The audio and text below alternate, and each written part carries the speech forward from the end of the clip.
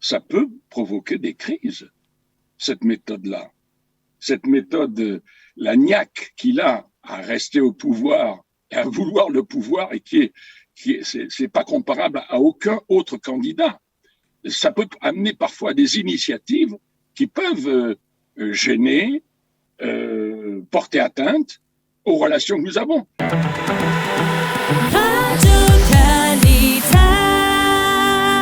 Nous avons le plaisir d'être en ligne avec le docteur Yohanan Manor. Bonjour Yohanan. Shalom, bonjour.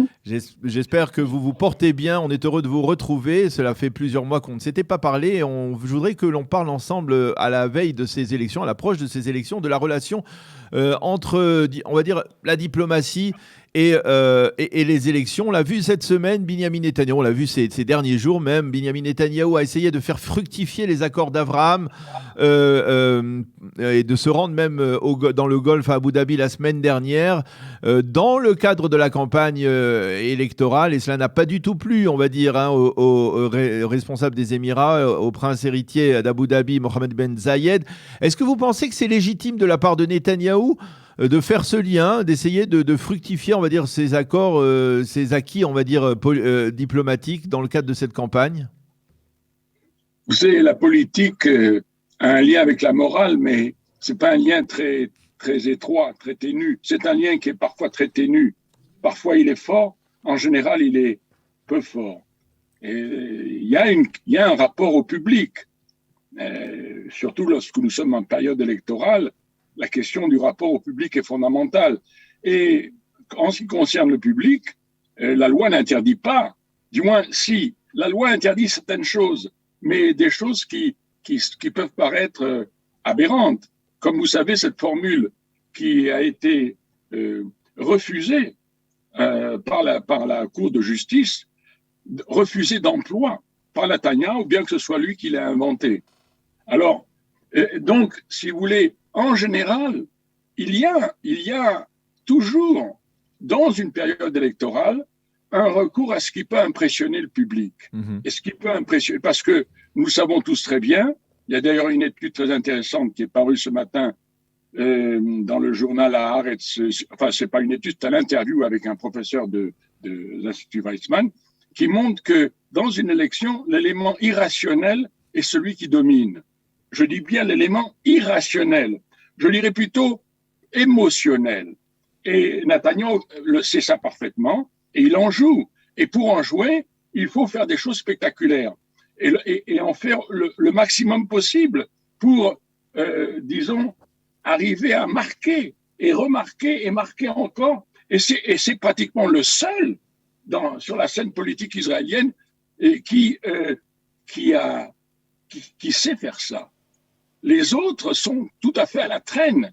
Très peu. Vous me direz qu'ils ne sont pas en capacité, ils ne sont pas Premier ministre, sauf peut-être le Premier ministre Gantz, qui est aussi un Premier ministre en principe, enfin, qui devait être un Premier ministre en devenir, oui, mais qui n'a pas du tout utilisé cette méthode-là, simplement parce que ce n'est pas dans ses cordes. Et c'est peut-être aussi une retenue morale de ne pas faire cela comme ça. Donc, nous savons tous que dans des élections, l'élément irrationnel est important, l'élément émotionnel est très important, et Netanyahou sait en jouer, et il utilise toutes les cordes possibles, imaginables, pour le faire. Et bon, on ne peut, je ne dirais pas qu'on peut s'incliner, mais il faut reconnaître que ça lui donne encore une fois, l'avantage sur tous les autres. Vous ne pensez pas qu'il prend un risque, Netanyahou, quand il agit de la sorte? Parce qu'on a vu le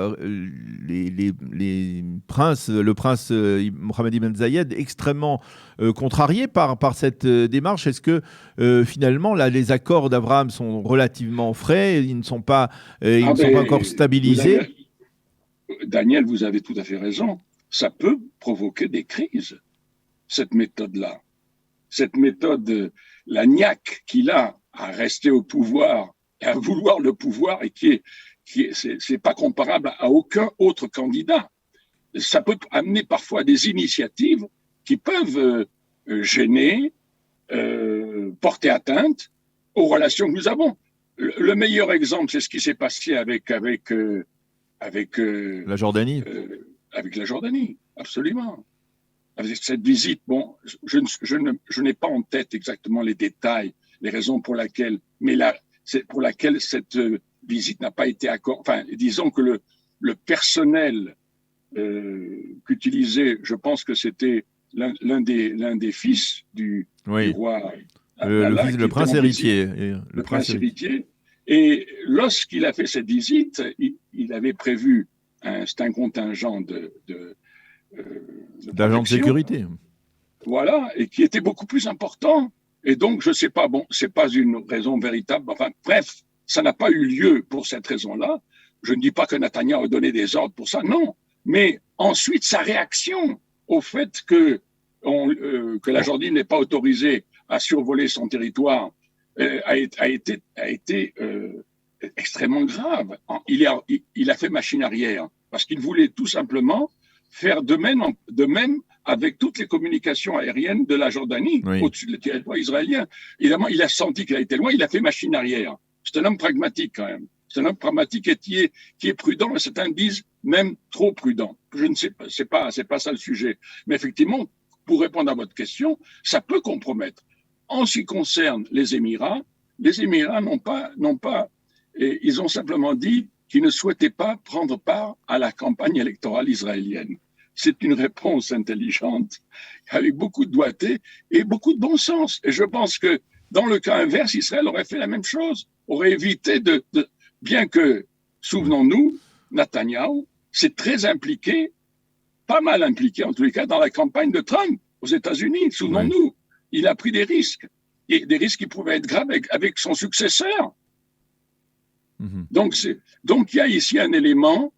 On n'est pas toujours capable de contrôler les actions que l'on prend et les conséquences qui en découlent. Vous avez raison. Il y a ici un risque et c'est inquiétant. Alors, je voudrais qu'on revienne sur ces accords parce que hier, dans le cadre de ces déclarations, Benyamin Netanyahou a répété qu'il y avait encore 4 pays arabes qui étaient sur la file d'attente, on va dire, d'une normalisation avec Israël.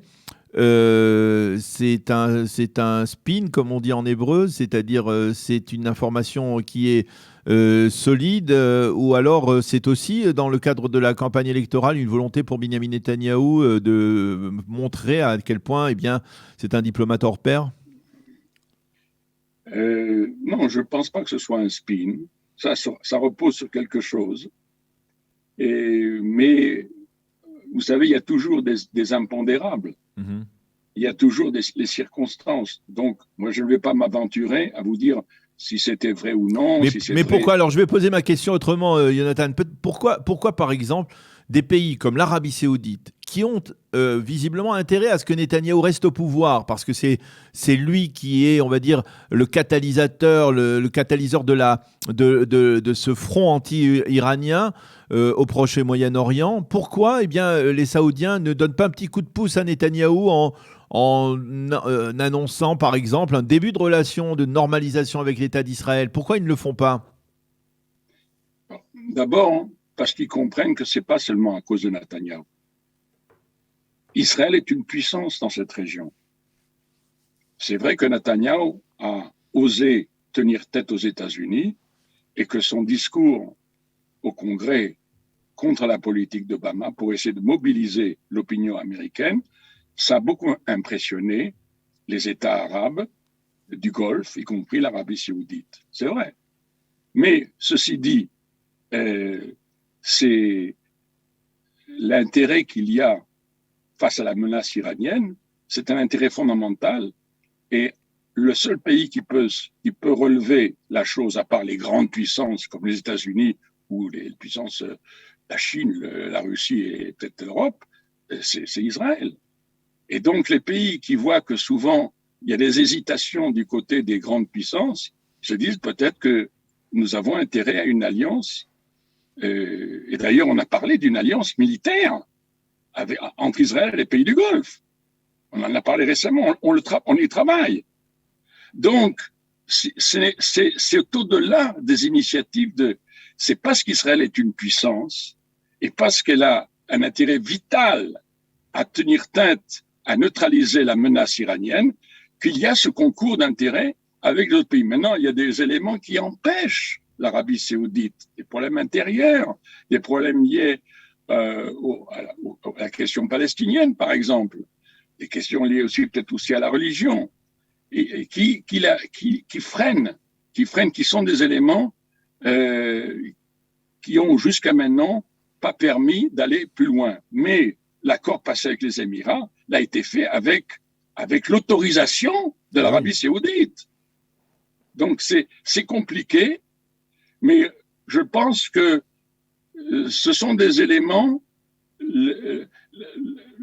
qui penchent vers le développement des relations avec Israël, l'élargissement des relations avec un nombre plus important de pays arabes de la région et au-delà, parce qu'un des pays dont on parle, c'est un pays avec lequel Israël a déjà eu des relations, c'est avec la Mauritanie, n'est-ce pas? Oui. Donc, évidemment, l'Arabie saoudite, ce serait un poids énorme.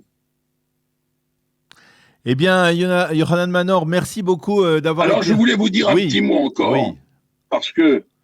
rapidement, il nous reste une minute. Puisque nous parlons d'élections, je pense que ce qui va marquer les élections qui viennent, à part le fait que Netanyahou et le Likoud ont le vent en poupe, à part cela, c'est les Arabes d'Israël, leur volonté de s'intégrer à la société israélienne et de prendre part au jeu politique israélien, au jeu gouvernemental israélien, pas seulement à la Knesset. Et ça a déjà donné, on voit déjà des éléments qui pointent très très nettement. Et je pense que c'est un tournant, ça va être un tournant dans la vie politique, civile d'Israël. Eh bien, Dr Yohanan Manor, merci beaucoup pour ces précisions, ces et ces estimations. On aura le plaisir de vous retrouver certainement tout de suite après les élections pour essayer d'analyser les résultats de ces élections lorsque ceux-ci seront définitifs avant de prendre des risques. Merci beaucoup d'avoir... Ça va prendre du temps. Oui, c'est ça. Merci beaucoup d'avoir été avec nous ce matin et Shabbat Shalom. Shabbat Shalom.